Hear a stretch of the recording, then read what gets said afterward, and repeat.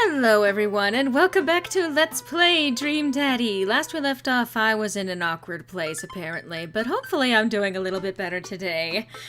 Anyway, let's continue offering advice to our dear child, Amanda. Have you been reading my tweets? You have a Twitter? What? Never mind. Look, sweetie, Mr. Vega said that you hadn't been participating in class and that you're not turning things in. Oh, I'm fine, Pops. Senioritis and all that. I thought you liked Mr. Vega's class. It's fine. He's fine. We pull up to a stoplight and I eye Amanda. She's still texting. I want you to know that you can talk to me about anything. Uh-huh. I can tell that whatever it is, she doesn't want me knowing about it. That's frustrating. I heard Emma R. is going to that fancy art school in California. That's exciting. Yep. Are you bummed that you guys aren't going to the same school? Yep. Amanda keeps texting. She stifles a laugh. What's so funny? I don't think you'd get it. Okay. Who you texting? Noah? Who's Noah? My friend. Does he go to your school? Yep. Do you like Noah? Hey. What? No! Dad! Ugh. I can't believe you would... Ugh. Dad. I mean, jeez! Why would you... Ugh. Gross. Sorry, just asking. I think we struck a nerve. Dad, he's just my friend. Guys and girls can be friends. He's my friend. Okay. Jeez. This is going well. Well, good talk. Love you, kiddo. She leans forward and turns up the radio. I guess that conversation is over. To the mall, then. If you don't have anything nice to say, don't say anything at all. We arrive at the mall, a big indoor shopping center with a couple different floors. It's kind of dead, but that doesn't stop a small security guard from yelling at a group of loitering teens. Let's eat something disgusting for dinner. You know what? That is a perfect modus operandi to live by. Eat something disgusting. Okay. Hell yeah! Language, Missy. Heck yeah? Better. Depending on who you ask, heck is an even worse word. But anyway. We approach the food court and evaluate our options. There's greasy restaurant after greasy restaurant. My heart burns just looking at the menus. Nobody looks happy to be here. What are you in the mood for? Bread dipped in sugar, bread with cheese on it, or do you just want me to inject some fat directly into your bloodstream? I extend my hand to her. Would you do me the honor of sharing some nachos? She takes my hand with a grin. It would make me the happiest, cheesiest girl alive. We order a giant pile of chips and unnaturally orange cheese from a very unenthusiastic and possibly stoned teenager. We take a seat at a rickety table and dig in. These are bad. These are very bad. But also strangely delicious? We have to eat through the pain. We enjoy the fluorescent cheesy goodness together until we're all out of nachos. So, something's been bothering me for a while. Can you explain memes to me? Which meme? All memes? Amanda sighs deeply and places her head in her hands. Dad, it's complicated. See, memes are inside jokes shared by a bunch of people that gets less funny the more people do it. So the problem is that by the time a meme gets to you, Dad, all us youths have already done the joke to death. And what's worse is that the movies and TV and video games will try to jump in on a meme train, but just based on how long it takes to make them, the meme will be long dead by the time it comes out. So it just dates it, and it isn't funny. Oh shit, what up? Dad, please. Anyway, changing the subject, I will say that that's actually a really interesting observation. Memes are meant to be funny and shared pretty much just in the moment. There has been a rapid turnover for memes on the internet, and even faster, as it seems, by the year. But if you ever try to capitalize on a meme, then you're doing it wrong. Don't try to capitalize on a meme. Participate in a meme for the social joy of it. Don't try to turn it into... Don't put it in your movies, especially if you don't understand the heart of it. That's just what I'm gonna say. Anyway. Where to now? Want to go to that goth store? What? You know, the one that's all black and tries to establish itself as anti-establishment despite being an exact representation of the establishment? I don't know what store you're talking about? You know, the one where you can buy chain wallets and it's basically an assault on what people fought so hard against in the punk and hardcore movements of the 70s and 80s? Dude, you gotta be more specific. The one you threw open that one time. Oh, that one! Hey! Clearly a Hot Topic analog. Amanda runs into the store with me trailing behind her. She makes a beeline for the back. Yeah. There it is! You can still see the outline, kinda. I'm so... proud? Speech! Amanda. Alright. Speech! Speech! Speech! Speech! Alright, I'll do it if you stop chanting! Amanda stops immediately. I clear my throat. Thank you all for joining us here today to commemorate an historic moment that would forever shape history. On a day very much like today, some 5 years ago, our very own Amanda Ann Lee had too much blue raspberry slushy on an outing to the mall.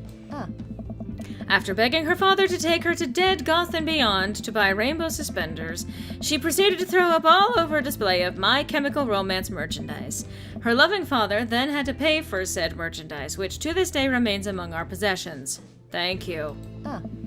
Amanda is moved. She begins clapping, slow at first, then faster and more vigorously. Several other patrons turn their heads. One of them also starts clapping. I bow my head. Alright. Oh, hey, chain wallets! While Amanda busies herself looking at band t-shirts, which is not chain wallets, by the way, I try to find something of interest to myself.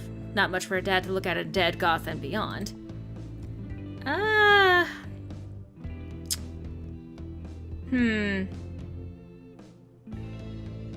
Well, we may as well check out the band t-shirts. Why not? I barely know any of these bands. Cannibal Bone Party doesn't seem like music I enjoy, but they must be really happy that a retail outlet is carrying their merchandise.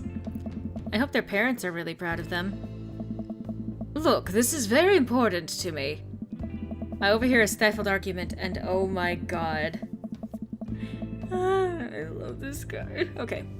An older gentleman is carrying a garment and showing it to a bored-looking cashier with pink hair. I can see that.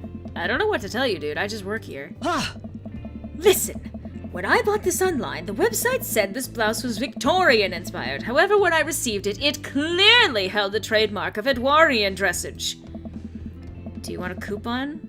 I can give you a coupon. Will you leave if I give you a coupon? Is there a manager present? People have to know what they're buying. I am the manager. I see. Well, it would seem that I have outstayed my welcome. Good day, shopkeep. Your superiors will receive a strongly worded letter by post. Whatever, dude. The man whirls around and storms out, his literal coattails trailing behind him. I can't tell if they are Victorian-inspired or Edwardian in nature. Amanda trots up to me with a t-shirt in her hand. Oh boy, here it comes. Oh. Hey, Dadtron 5000! Yes, I'll buy it for you. Wow, that was easy. Thanks! At least it's only one this time. Amanda plops the shirt onto the counter and grins at the cashier. I love your hair. Oh. The cashier says nothing and rings Amanda up, radiating hatred. I hand her a 20. So, what was that guy's deal? It was Amanda's voice, but whatever. The cashier rolls her eyes so hard, I'm worried she'll pull something. That's Damien. He's in here all the time. He's obsessed with Victorian fashion or whatever. She hands Amanda her bag, and it's clear the conversation is over.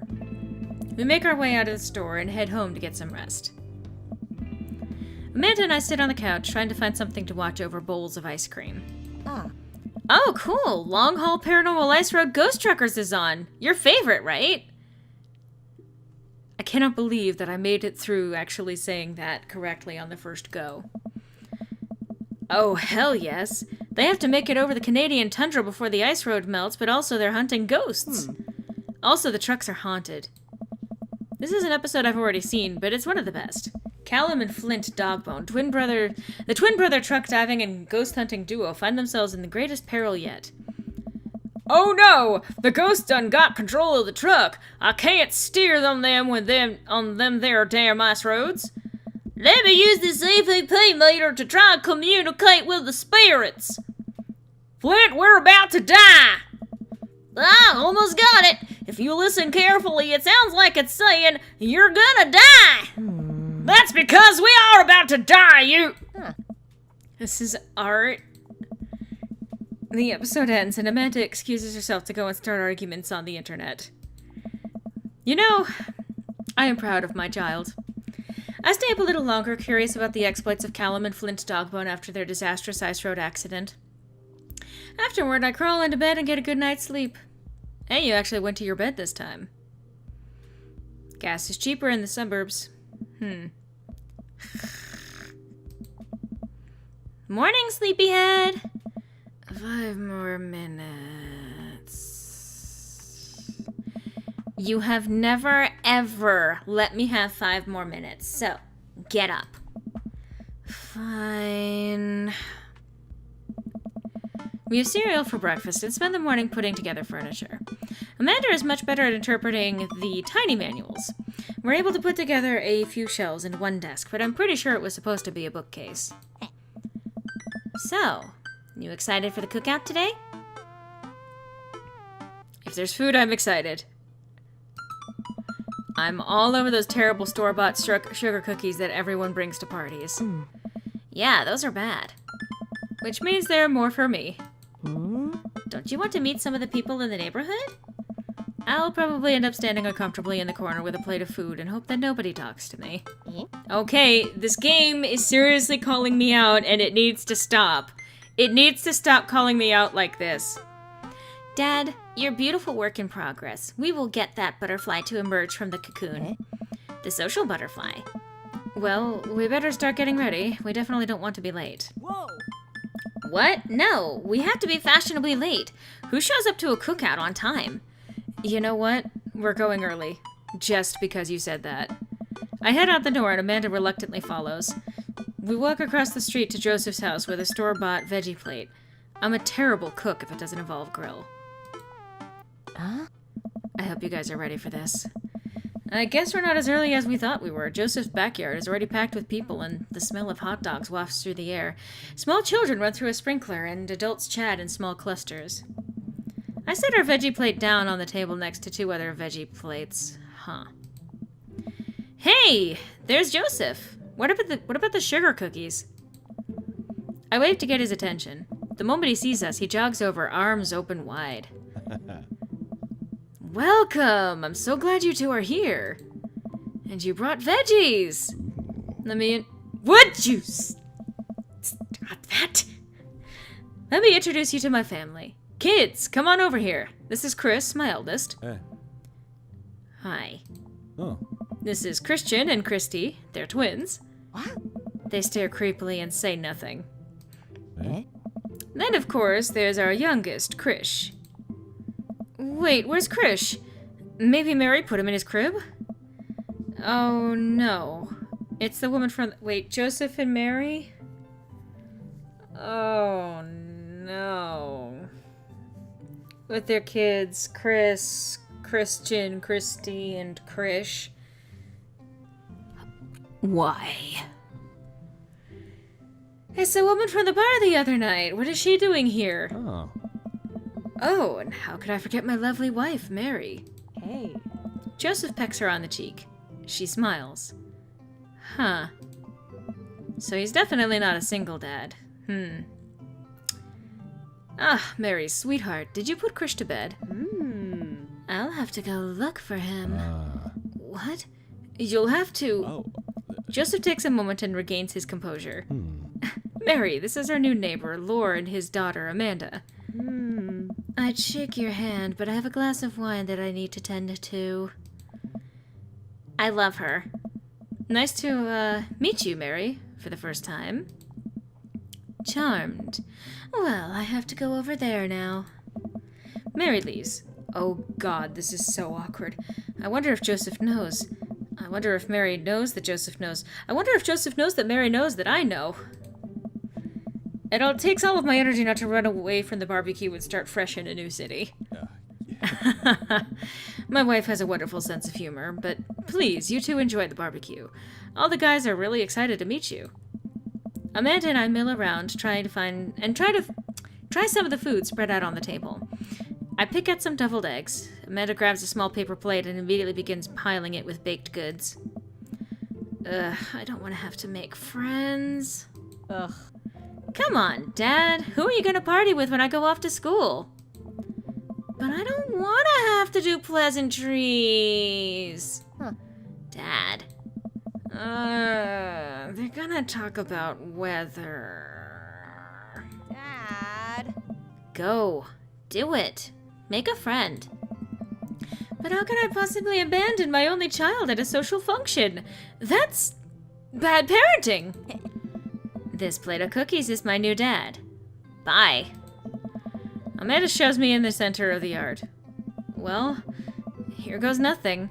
I look around the party and I'm surprised to see some familiar faces. Isn't that the barista from the Coffee Spoon? Didn't I meet that guy at the bar? Didn't that guy throw a frisbee at my head? Isn't that the guy who was throwing a fit in Dead Goth and Beyond? Isn't that Amanda's teacher? Hey, I know Craig. But wait a second. All of these people live in our cul-de-sac? That can't be right. I'd better investigate. So, you've got a few different options here for how you're gonna approach this. Let's see. Well... I spot Joseph chatting with the guy from Dead Goth and Beyond by the grill. I wonder what they're talking about. I walk over to them. So, I'm curious, can you walk me through why you had your house painted black? Where do I even start? The house stays warmer in the winter, it provides an artistic contrast to the rest of the neighborhood, and it complements the crimson interior perfectly. It's definitely an interesting choice. Thank you. I'm very proud of my abode. Lore, I was just having a conversation with Damien here about his aesthetic design decisions. Damien regards me up and down with a warm but critical eye. How do you do? I don't believe I've had the pleasure. I think I saw you in Dead Goth and Beyond the other day. Damien's face turns bright red. I must apologize for my behavior on that day. You see, I take the goth lifestyle very seriously, and to be caught in a ruse by such a corporation as Dead Goth and Beyond was profoundly frustrating indeed. I hope you know that while my anger may have been justified, it was no such way for a gentleman to act. It's okay, man. Do tell me about yourself. Are you new to the area? Yes, my daughter and I just moved in the other day. She was the one I took to Dead Goth and Beyond. Very good taste on her part. Does she partake in the goth lifestyle? I think for a second. I look over to Amanda, who's hanging out with some of the older kids in the neighborhood. What? Hey, Amanda! Would you consider yourself goth? Amanda yells back. I wouldn't necessarily try to fall under any one specific label, but I guess if I had to choose, I would be more describe myself as twee hipster with some normcore leanings. Bats are cool, though! Pity.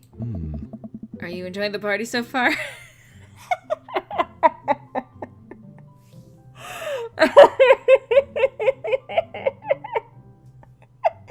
This game manages to get exactly how I would talk with my kid, and oh my god, this child, this absolutely my child. Like, this is... I love this game so much for exactly that. It captures so much. Are you enjoying the party so far? Oh, definitely. Thanks so much for putting this on. It's nice to be in a cul-de-sac where everyone is so friendly and welcoming. Amanda walks up to the conversation. Huh. I also like The Lost Boys a lot. I also like The Lost Boys a lot. Really good movie. Does that count as goth? That it would, my dear. I don't believe we've had the pleasure of meeting. Damien Bloodmarch at your service. Damien Bloodmarch? Damien Bloodmarch? Okay. Oh, this is a man that is truly living the goth lifestyle, and I love it. Alright, so that's gonna have to do it for today, but I hope to see you on the next installment of Let's Play Dream Daddy, where we will continue this conversation with Joseph and Damien Bloodmarch. This is so perfect. Hope to see you then.